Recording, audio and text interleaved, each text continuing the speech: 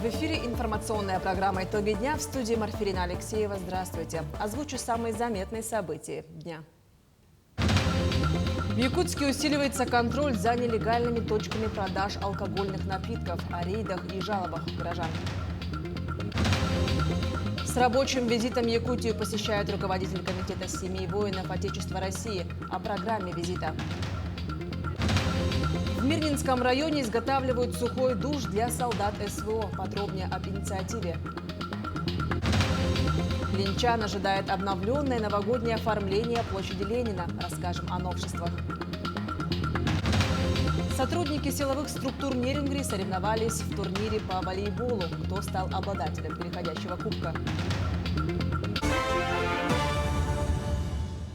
Штраф за продажу сигарет и вейпов несовершеннолетним составит до 2 миллионов рублей. Такие поправки предусматривает законопроект об ужесточении административной ответственности за нарушение при реализации табачной продукции. Сейчас за такое правонарушение могут наложить штраф от 40 до 600 тысяч рублей. Законопроект будет рассмотрен в приоритетном порядке. В Якутске усиливается контроль за нелегальными точками продаж алкогольных напитков. Административная комиссия проводит рейды и проверяет на соблюдение норм. От якутян за последнее время поступило более 100 обращений и жалоб. Тему продолжит Даяна Федорова. Незаконная продажа алкоголя – серьезная проблема, которая затрагивает все аспекты жизни общества. В то время как легальные точки продажи продают алкоголь по установленным графикам, нелегальные продавцы предлагают алкоголь в любое время суток, создавая риски для здоровья и безопасности граждан. Лже-кафе и наливайки реализуют продажу алкогольных напитков в ночное время, нарушая покой граждан, проживающих на близлежащих территориях. Я, например, проживаю в 203-м микрорайоне, и возле моего дома установили вот такой магазинчик, да, кафе, лже-кафе, возле которого очень много околачивается народу. Даже днем продают, и то это отрицательно. Мы против. Вообще неприятно, когда пьяные люди ходят. Я вообще не люблю пьяных, поэтому... Очень плохо, думаю. Я знаю, что напротив дороги, и там продается виноводочное изделие, пивное, там что-то больше-меньше. Конечно, против. Какое-то расстояние должно быть от школы, от садика. С 2 до 8, чтобы все работали тогда, чтобы не круглосуточно было. В настоящее время рассматриваются поправки ко второму чтению законопроекта об установлении дополнительных ограничений розничной продажи алкоголя. Согласно нему, нельзя будет продавать алкоголь на вынос и на разлив. Но и это еще не все. В местах непосредственного проживания и отдыха наших граждан, а именно в многоквартирных домах, прилегающих к ним территориях, предлагается запретить реализацию алкогольной продукции, включая пиво, при оказании услуг общественного питания с 20 часов до 14 часов следующих суток, по аналогии с алкогольными магазинами.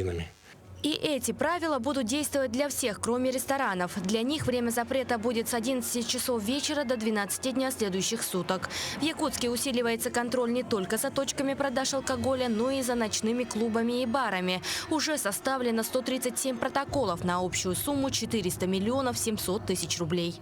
Прилегающие территории объектов должны очищаться, ежедневно очищаться, убираться каждый день до 8 часов утра. Если этого не происходит, если происходит загрязнение территории, если нет там урны, санточки и иных объектов для уборки территории, то может быть наложен штраф. А также мы составляем и рассматриваем протоколы за нарушение тишины и покоя граждан. Сумма штрафов существенная. Если в ночное время работает клуб и нарушает покой жителей МКД громким шумом, штраф составляет до 250 тысяч. В случае, если территория не убирается, штраф еще больше, до 1 миллиона рублей. Для того, чтобы составить протокол и наказать нарушителей, необходимо обратиться напрямую в административную комиссию или же в полицию. Даяна Федорова, Владимир Павлов, Якутск. Прошло совещание по итогам навигации текущего года. В период навигации привлечено 769 единиц судов. С начала навигации для нужд республики до пунктов назначения водным транспортом перевезено порядка 2 миллионов тонн грузов. Особое внимание уделяется завозу на арктические реки. Благодаря слаженной работе участников завоза удалось обеспечить выполнение плана. Доставлено 351 тысяча тонн жизнеобеспечивающих грузов или 100% от плана.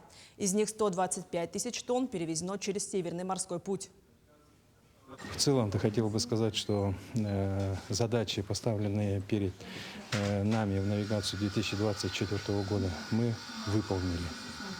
Но есть, конечно, трудности из общего объема на арктические реки перевозится чуть более 350 тысяч тонн, а из них где-то порядка 120-125 тысяч тонн завозится северным морским путем. Но из всего данного объема где-то 45% это завоз грузов на Янскую группу района. Заплати налоги и спи спокойно. Знакомая каждому фраза напоминает, в этом году оплатить имущественные налоги необходимо до 2 декабря. Более того, в этом году добавляется новый вид платежа – налог на доходы по вкладам. Обо всем и по порядку расскажет Петр Васильев. В здании управления в эти дни непривычно людно, ведь необходимо заплатить налог на имущество за квартиру, загородный дом и гараж. Сейчас пришло время оплатить налоги за 2023 год. В этом году последний день, когда можно заплатить налоги без просрочки, выпал на выходной, поэтому дата платежа сместилась на 2 декабря. Имущественные налоги делятся на несколько видов: транспортный, земельный и налог на недвижимость. Все автовладельцы, а также собственники катеров, лодок, вертолетов, яхты и других транспортных средств платят транспортный налог. Это региональный налог, средства с которого идут на ремонт дорог, строительство новых объектов инфраструктуры в регионе и другие важные локальные задачи. Налог на недвижимость – это налог за владение квартирой, домом, комнатой в общежитии, гаражом и другим недвижимым имуществом. Его платят собственники земельных участков, владельцы, получившие землю в наследство или имеющие право бессрочного пользования. Налог идет в местную казну и устанавливается индивидуально каждым регионом. Земельный налог платят собственники земельных участков, владельцы, получившие землю в наследство или имеющие право бессрочного пользования.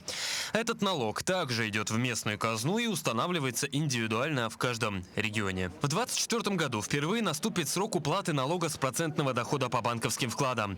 Сбор коснется тех, кто размещал денежные средства на банковских счетах и депозитах в прошлом году и получил процентный доход, превышающий необлагаемую налогом сумму. В этом году гражданам впервые в налоговом уведомлении поступит налог от вкладов по НДФЛ в виде процентов от полученных доходов. Гражданам не нужно самостоятельно рассчитывать этот налог.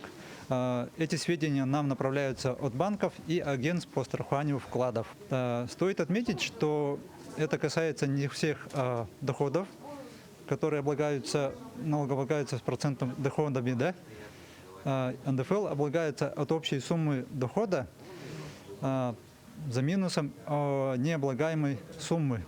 Уведомление об оплате налогов разослали месяц назад. Если заказное письмо не дошло, это не значит, что вы ничего не должны. Имейте квартиру, транспортное средство и землю. Лучше самостоятельно проверить информацию о налогах. Сумму налога к оплате, а также за какой объект необходимо оплатить, можно посмотреть в налоговом уведомлении. Такие уведомления были направлены налогоплательщикам до 1 ноября. Есть несколько способов оплатить налоги. Самый удобный – через личный кабинет налогоплательщика. Попасть в него можно с помощью номера ИНН или через портал госуслуг. Второй способ оплаты – это именно оплата через портал государственных услуг. Там найти всю информацию можно в разделе «Налоговая задолженность». Петр Васильев, Ниргун Старостин, Якутск. В Республиканском медиацентре состоялась пресс-конференция сенатора Российской Федерации, заместителя председателя Комитета Совета Федерации по аграрно-продовольственной политике и природопользованию Егора Борисова. Он не только обсудил волнующие вопросы жителей республики, но и рассказал о своей деятельности в Совете. Он отметил, что якутяне обращаются по вопросам сельского хозяйства, помощи участникам СВО и членам их семей, а также по предоставлению медицинской помощи. Егор Борисов заявил, что сегодня большое внимание уделено защите интересов Севера, Республики и всего Дальнего Востока. Прежде всего, это речь идет о сложных таких вопросах, как защита малых форм хозяйствования в сельской местности. Это речь идет о кооперации, об аграрной науке. Это у нас мусорная реформа в стране. И, конечно, это речь идет и работа непосредственно в самом парламенте и, соответственно, на территории защиты интересов Республики Дальнего Востока, северов. В Якутию с рабочим визитом приехала руководитель Комитета семей воинов Отечества России Юлия Белихова. Она высоко оценила масштабы и эффективность мер поддержки участников СВО. Визит включал встречи с руководством республики, посещение социальных учреждений и медицинских организаций. Подробнее смотрите далее. В ходе встречи с главой Якутии Айсеном Николаевым обсуждались вопросы взаимодействия регионального штаба комитета с республиканскими ведомствами и общественными организациями. Юлия Белихова особо отметила проактивную позицию Якутии, работающей на опережение потребностей военнослужащих и их семей. Глава региона Айсен Сергеевич знает, какое состояние, когда был консилиум, что необходимо, он держит на контроле. Почему? Потому что важнее всего человек. Потому что глава региона, вы знаете, это как такой папа, да, который точно за всех отвечает, и ему точно, что не все равно. Мне больше всего нравится говядина, конечно, Чурапчинская. Визит не ограничился формальными встречами. Юлия Белихова посетила колледж технологий и управления, где студенты готовят мясные и рыбные полуфабрикаты для отправки на передовую. Наши студенты с 2022 года активно работают по приготовлению продукции для воинов, находящихся в СВО. Сегодня у нас мероприятие очень интересное. Сегодня студенты готовят мясные блюда для участников, находящихся в госпиталях. Также в Государственном театре оперы и балета она ознакомилась с проектом «Культура на службе Отечеству», включающим сбор гуманитарной помощи, изготовление оберегов и маскировочных сеток, пошив формы и белья, а также организацию концертов для бойцов и их семей. Мы также у нас в производственных цехах шьем форму для бойцов и белье, которое тоже направляем и нашим бойцам, и также тем, кто находится сейчас на лечении. Мы отдельно приглашаем наших бойцов и также семьи бойцов на бесплатные просмотры. На этой неделе мы делаем специальный показ спектакля «Нюргун Ботр». В Якутской клинической офтальмологической больнице Юлия Белихова оценила работу системы зеленых коридоров для участников СВО, ознакомилась с современным оборудованием, включая новое детское отделение, и получила подробную информацию о наиболее распространенных проблемах со зрением у военнослужащих. Могу честно сказать, что даже в Центральном федеральном округе, во многих городах, которые миллионники, такого оборудования я не видела. Такого отношения, такого очень хорошего отношения, правильного, качественного к своей работе, с ответственностью за человека. Вы знаете, вот здесь нужно брать пример. Сегодня была встреча с молодежью, очень интересная в университете. Вы знаете, молодежь замечательная, потому что они плетут, они сегодня делают заготовки, продукты национальные, да, которые отправляют и в госпиталя, и ребятам в зону специальной военной операции. Сегодня были в театре, где, казалось бы, где театр, где СВО, а где наоборот. Там люди тоже плетут сети. Кроме того, обмен опытом прошел и с общественниками города. Подводя итоги визита, Юлия Белихова подчеркнула, что Якутия демонстрирует не только декларативную, но и реальную всестороннюю поддержку участников СВО и их семей, создавая образцовый пример для других регионов страны. Дарья Короленкова, Нюргун Старостин, Якутск. В Мирнинском районе изготавливают сухой душ для солдат СВО. По инициативе работников дошкольных учреждений для родителей и воспитанников проводят мастер-классы по изготовлению армейского душа. К патриотической акции присоединяются и другие жители. Алмазный край сегодня один из тех районов, который активно поддерживает бойцов на передовой. Волонтеры ежедневно плетут маскировочные сети, изготавливают сухие души, а для госпиталей шьют необходимую одежду. Бесперебойно новая партия гуманитарного груза отправляется в зону СВО. Однозначно участвуем во всех сборах, во всех акциях по сбору и средств, и на дроны, и на все. Сейчас вот работники администрации, мы месяц назад приобрели автомобиль, сейчас он находится там на ремонте, мы его отремонтируем, покрасим. Тоже ребята нам вместе, там, как бы совместно мы сели, и парень говорит, я его восстановлю и отправим автомобиль. Ну и ряд других мероприятий. Мы находимся в постоянной связи с родственниками, на постоянной, отвечаем на многие вопросы, стараемся помочь в мере сил и способностей. Все, что возможно, делаем немножко больше для того, чтобы немножко облегчить их жизнь, бытовые условия. Потому что сейчас это считаем крайне важным. В окопах и прифронтовых госпиталях вещь незаменимая сухой армейский душ. Вот уже более 2 лет в алмазной столице волонтеры изо дня в день изготавливают наборы для полевых условий. Количество желающих помочь бойцам ежедневно растет. В этот раз свою лепту решили внести родители воспитанников детских садов. Вот изготовление сухого душа, мы проводили эту акцию уже не первый раз. Поэтому это уже как наши постоянные акции. И я думаю, вот эта маленькая частичка, которую мы с душой сделаем, будет очень полезна нашим бойцам на фронте. Такого рода мероприятия, конечно, сплочают, и тем самым мы даем какую-то поддержку нашим ребятам, которые там. И, конечно, хочется помочь им тем, чем можем помочь, вот хотя бы в таком формате. По словам самих солдат, на боевом задании, когда нет возможности нормально помыться, этот маленький пакетик – просто спасение для них. Волонтерам очень благодарны. Выручают, не то слово, как выручают, сети эти маскировочные, окопные свечи. Там в блиндаже очень выручало. И вообще вот технику накрывали этими сетями. Посылочки приходили, вот все от сердца там. Деткам рисуночки, вот эти вот все детские у меня. Вот привез с собой, прям вот всю войну проводил с собой это. Пока одни нарезают полотенца, другие, вооружившись шприцами, пропитывают небольшие кусочки грубоватой ткани специальным медицинским раствором. Третий все это упаковывает в зип-пакеты. Далее коробки с готовыми наборами, а также с письмами детей передадут волонтерам для следующей отправки гуманитарного груза. Анна Васильева, Мирный.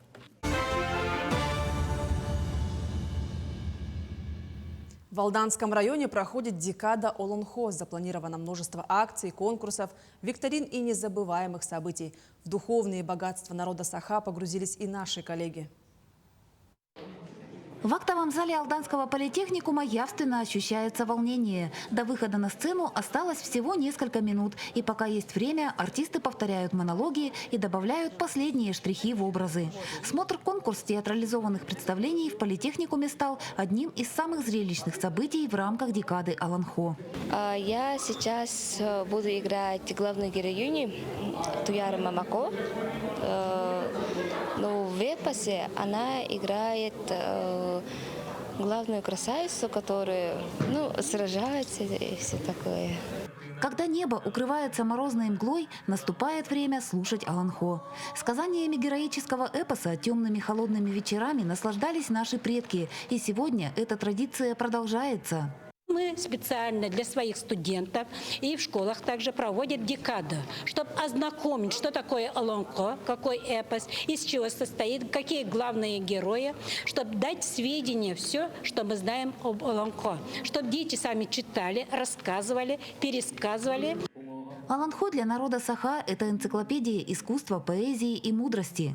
Основная идея эпоса, отражающая становление в среднем мире счастливой жизни, гласит: «Делай полезное и доброе, распространяй любовь и красоту, продолжай род человеческий».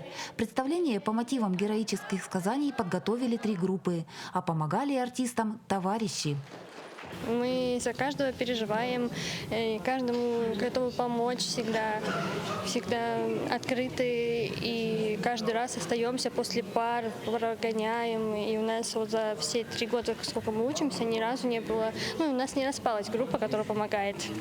Первокурсница Вероника Калинина приехала в Алдан из Приморского края. Впервые о духовном наследии народа Саха Вероника узнала еще в школе. И каждое новое знакомство с мотивами и образами сказаний оказывается незабываемым. Когда я именно познакомилась с Олонхо, когда я в первый раз о нем узнала, для меня это было удивительно, то, что тут есть вот такой вот национальный день.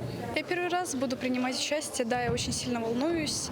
Это, в принципе, мой первый раз, когда я вот так вот буду на сценке выступать. То есть до этого вообще ни разу не выступала. Мы с группой подготовили сценку на день Олонхо. Мы саму сказку, все это прочитали, знаем все. Сценка у нас уже подготовлена, костюмы, все есть. Надеемся, все пройдет хорошо. Традиционная декада в Алданском районе, дающая возможность современникам погрузиться в культуру и историю Якутии, объявляется на исходе ноября. Колыбелью декады стал Алданский политехникум, в стенах которого состоялась торжественная церемония открытия.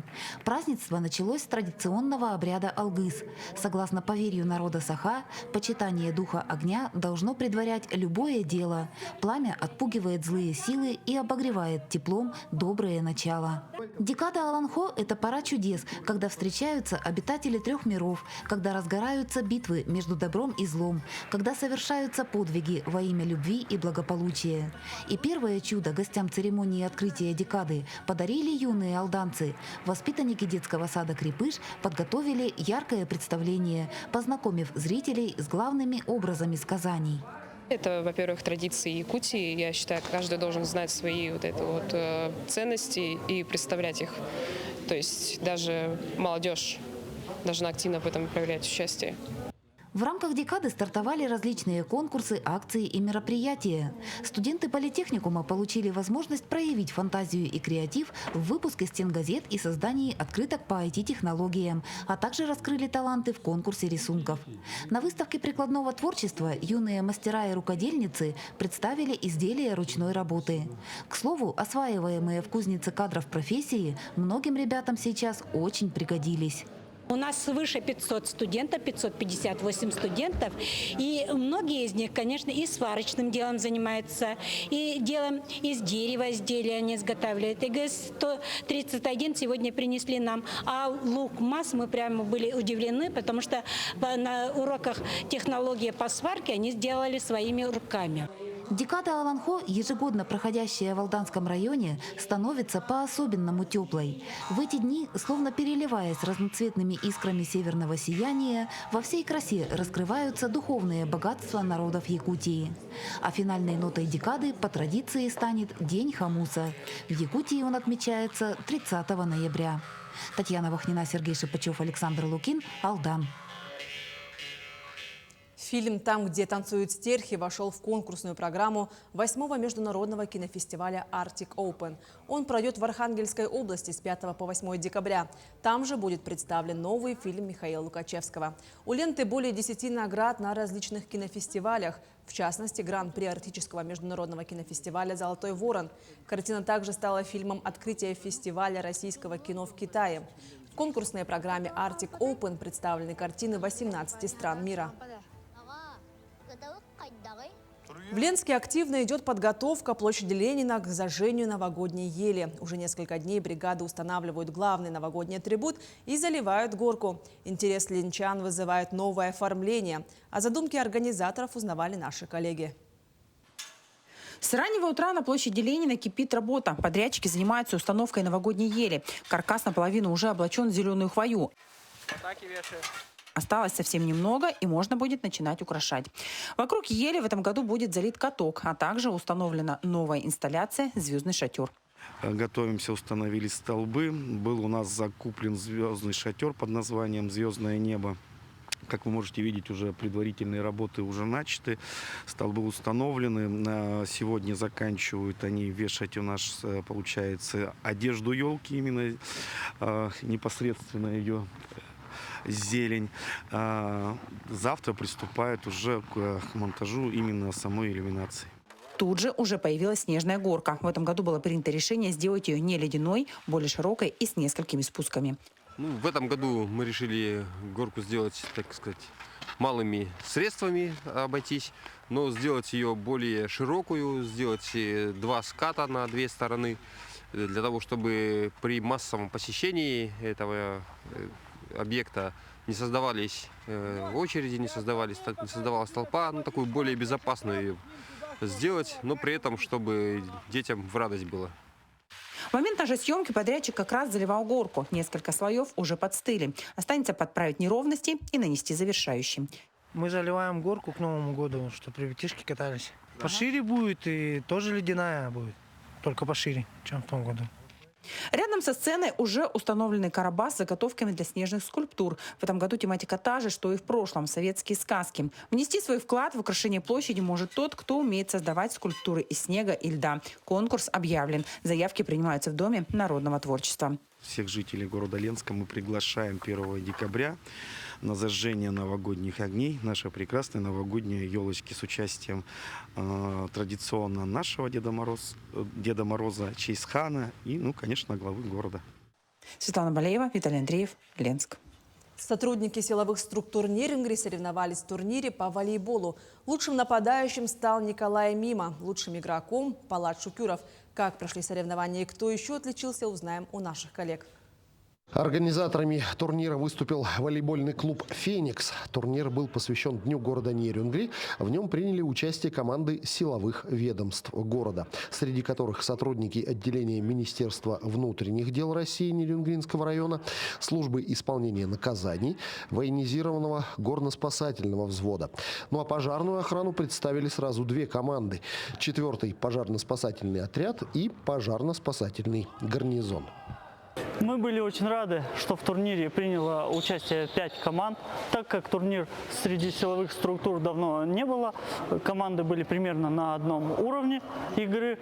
Игры затягивались, конечно, очень долгие розыгрыши были, но все получили хорошие эмоции, все отыграли на своем уровне, были очень рады. Высокий уровень подготовки, виртуозное владение мячом и слаженные командные действия сделали турнир по-настоящему зрелищным, а борьбу за победу в каждой партии бескомпромиссной. По правилам турнира каждая команда сыграла с каждой, и по результатам проведенных партий уверенную победу одержала команда Нерюнгринского пожарно-спасательного гарнизона. Легок, конечно, не был. Турниров, наверное, таких не бывает на таком уровне. Хороший турнир, в принципе. Соперники были, 2-3 команды хорошие между собой. Не все так просто там было. МВД хорошо ребята сыграли. ВГСЧ тоже достойные соперники. Ну, на следующем турнире, думаю, подтянутся, может быть, и другие. И эти ребята прибавят тоже. Ну и мы, конечно же, тоже есть над чем работать. Также индивидуальными номинациями были отмечены Шукюров Палат из МЧС. Он стал лучшим игроком турнира.